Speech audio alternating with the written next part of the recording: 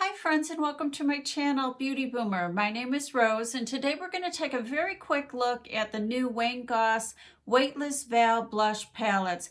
Now these palettes were released just this week and I was able to get one, and they did come in 4 different tones. He used florals as inspiration, so there was peony, poppy, azalea, and rose toned shades, and they each came with a coordinating highlighter, which I thought was really great. I will insert a picture of all of the blushes for you. Now these blushes palettes retailed for $45, and that's quite a lot of money for one blush and one highlighter.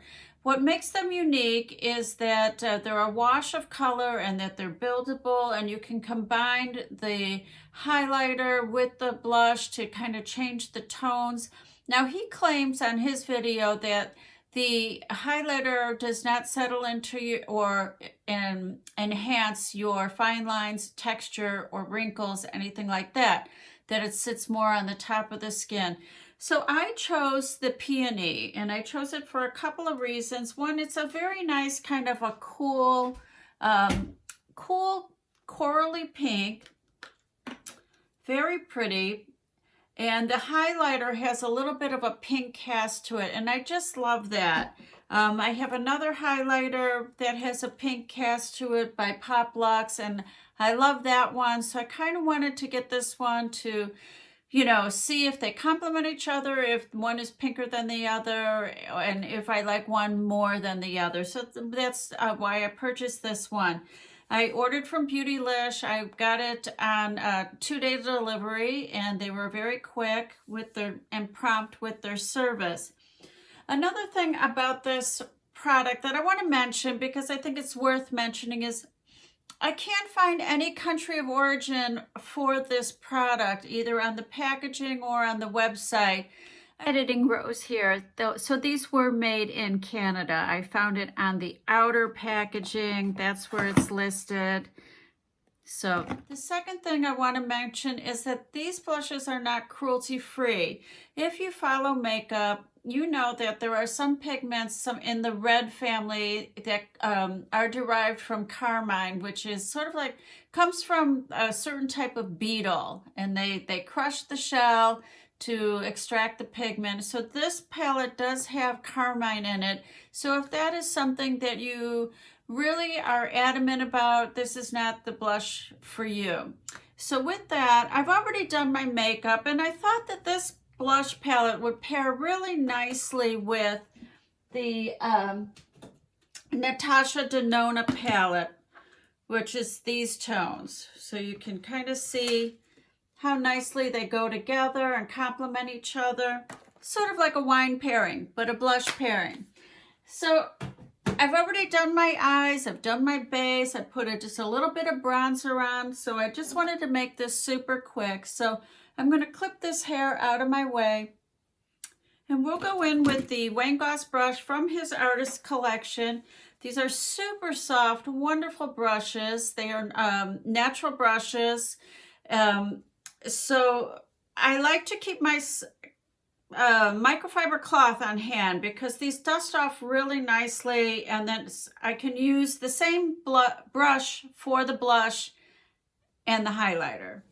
But I do have a smaller highlighter brush from the same collection. I've got the 3 brushes. These are so beautifully handcrafted. Each one is artisan made, but that's a different story. Let's get back to this blush.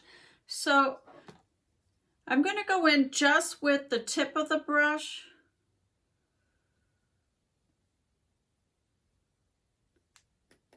And I'm going to start placing the blush right here at the top of my cheek.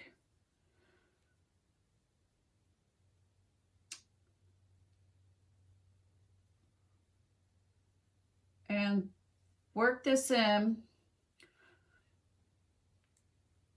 What I like about this kind of buildable blush is it's so easy to add more, but it's so hard to take away when you've put too much blush on. So now I'm going to go a little bit onto the side of the brush and see if I can get a little bit more pigment. There we go. Really pretty. I hope it's showing up on camera. I know sometimes the beauty lights can wash me out a little bit. And then I like to bring whatever's left, just kind of dust it over the eye area, kind of meld everything together.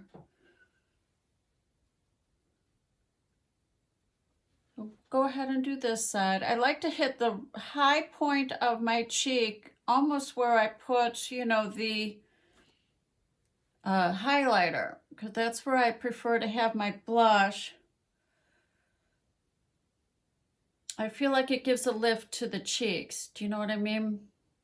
I don't like to put blush right here on the apples of my cheeks. I like to keep it placed over here. But you do you, wherever you prefer to have your blush.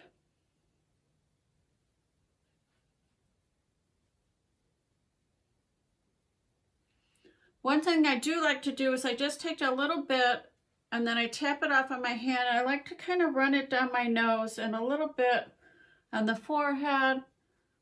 You know, points on the face where the sun would hit.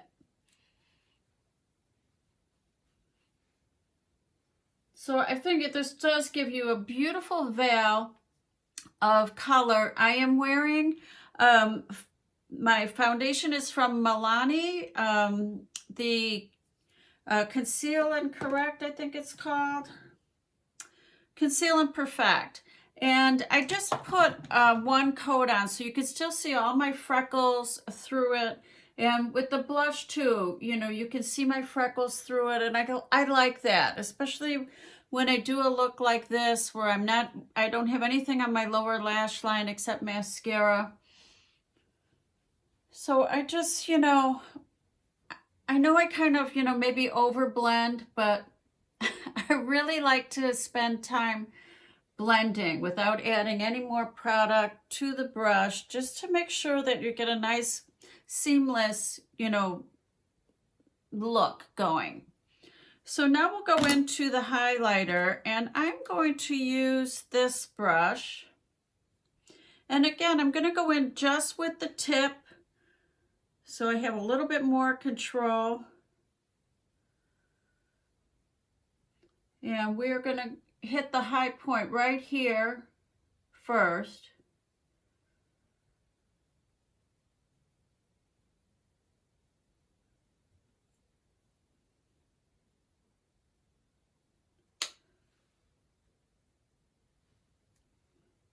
And now we're going to build a little bit more.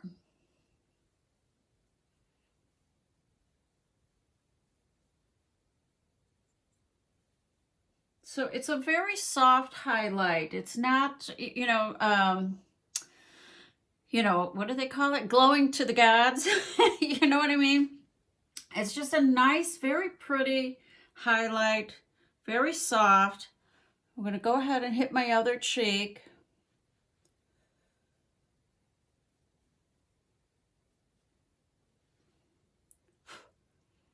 And I'm going to go take a little bit down the center of my nose and a little bit on the high points of the face. So I'm looking, I have a mirror way across the room. That's just a regular mirror. I have my 5x mirror in front of me. And this is very subtle, which I think is really nice for Wayne's target audience, which is he, you know, knows that he caters to a more mature audience. And I appreciate that about him. And so I think it just gives a very kind of delicate highlight. I don't know if it's showing up that well on camera. And now I'm going to just take my finger and I'm going to tap this on my brow bone just to give a little bit of highlight with this look.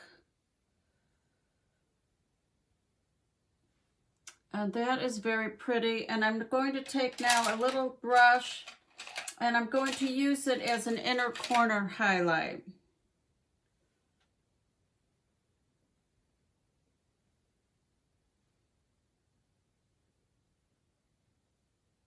And I feel like when you do that, when you use the same highlighter for the brow, for the inner corner, and for the face, you get a really nice cohesive look.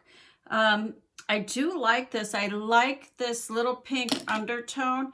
I'm going to swatch this for you and see if it shows up on my skin. So there they are together. Very nice. I love the way he did these with complementary tones. So that is it. They were $45, like I said. I think it's a very, very pretty blush.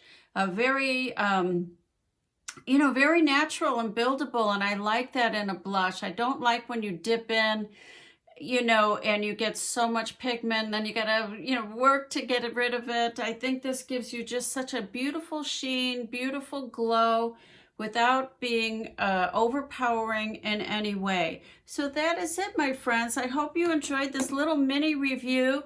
If you did, give me a thumbs up or leave me a comment. I have some other products that I could do little mini reviews on. I just got the Hourglass little ambient quad that I think is so pretty. I know this isn't new, but it's new to me. And so that is very pretty. If you want to see me do these little mini reviews, just let me know and I'll be happy to start doing more of them. So take care and I'll see you in my next video. Bye.